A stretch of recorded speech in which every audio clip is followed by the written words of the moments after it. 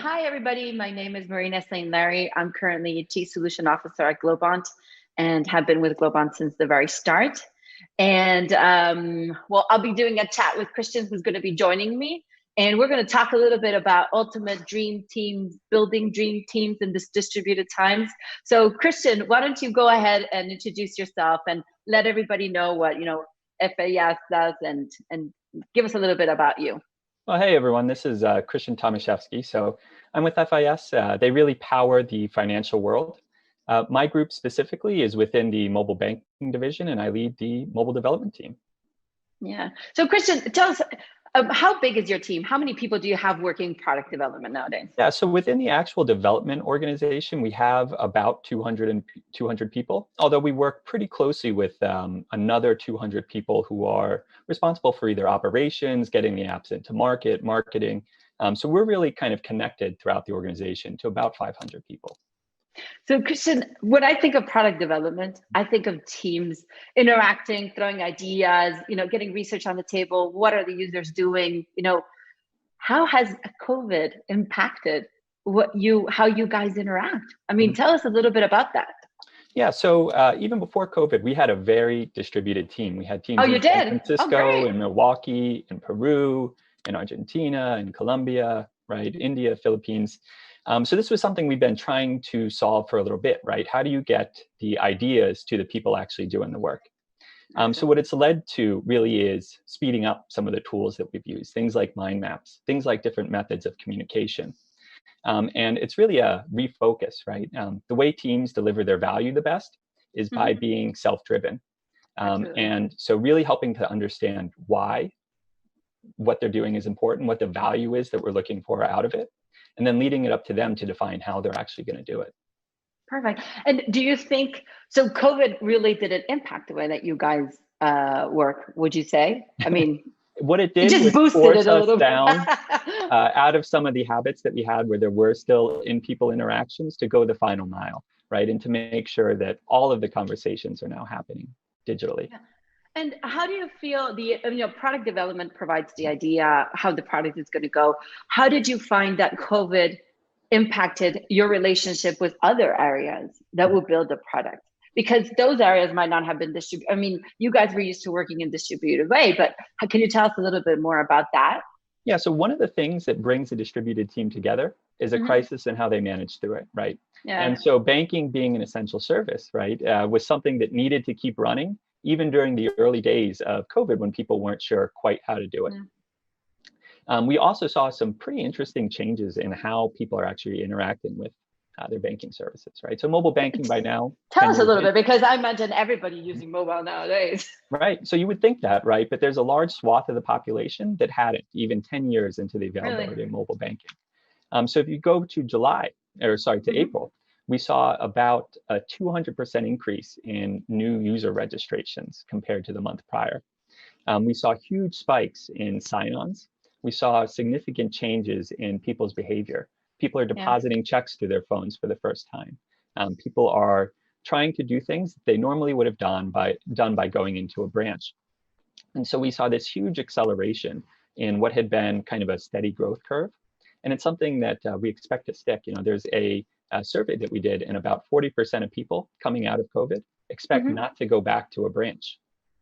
Yeah, well, that is true. I mean, and how do you feel that, based on this information that you got, were you found yourself working a lot more on tuning your product, and, tell us a little bit about that, right? Yeah, so as you see all of these spikes, it really came down to preparation. So even going back to January, before it was quite clear what direction COVID would take, we started asking ourselves, jointly with our operations teams and our customer-facing teams, Are we ready? What happens if all the branches in the US close? Can we handle it? What do we need to be prepared for? So throughout February, we were actually going through jointly with teams, disaster recovery exercises for how to handle the extra capacity. Now, when the rubber hit the road and come April, we saw these huge spikes. Of course, it didn't go quite as easily as all of those preparations, but we were able to get through it without any outages. And that also allowed us then to look forward to continue not just operating the business during this huge spike, but how do we move forward with all the initiatives that we had planned in terms of some modernization of pieces, releasing new functionality. Yeah. So, I mean, if you had to say like 2 top recommendations, you've worked with distributed teams before. So what would be your take if you had to like provide 2 top practices?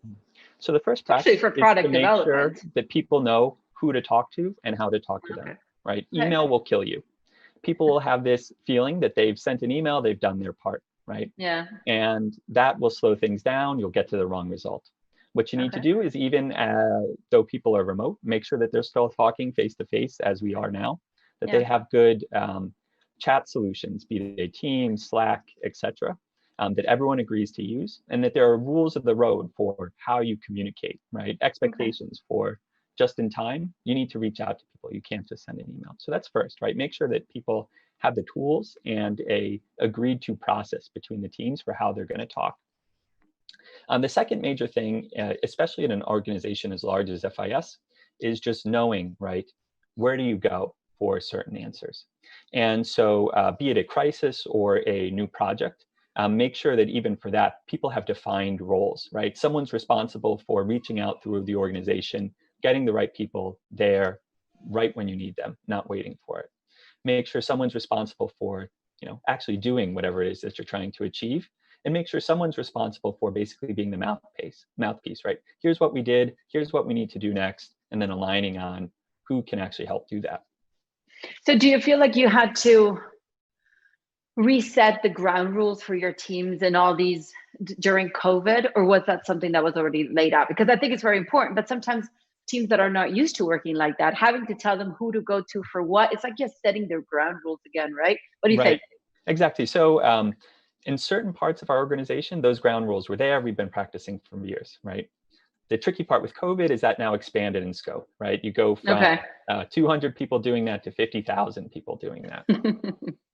And so part of that institutional knowledge amongst the teams is there, right? People had to kind of evangelize that throughout the organization of here's actually how you connect, right? And so that was done through management meetings. That's done through team conversations. That's done through publishing documentation, process, best practices through your corporate intranets, right?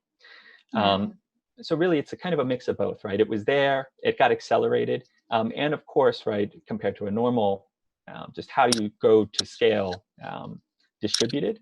How do you handle that with all the stress that people have taking care of their kids at school, right, and being outside of their normal patterns? Yeah, absolutely. So, I mean, Christian, just wrapping it up, if you had to sum up this whole building a dream team, right? A distributed dream team, what would be your key takeaway that you, especially for someone who might be listening that hasn't done this kind of thing before and COVID just fell on them, right? What would be your key takeaways for them? Yeah, so fundamentally, if people are in person or distributed, what makes a team successful is exactly the same. The trick with a distributed team is how do you make sure that they're talking together, right? How are those communications happening? And also, how do you make sure that the teams who now are empowered to really drive their own results are getting the information that they need, really understanding not by the detail, what are you trying to achieve? Rather, what is the value that they're trying to achieve? Yeah. Perfect. Well, Christian, thank you so much for your time. It was a pleasure talking to you. And I appreciate it. You as well. Looking forward to talking again soon. Bye.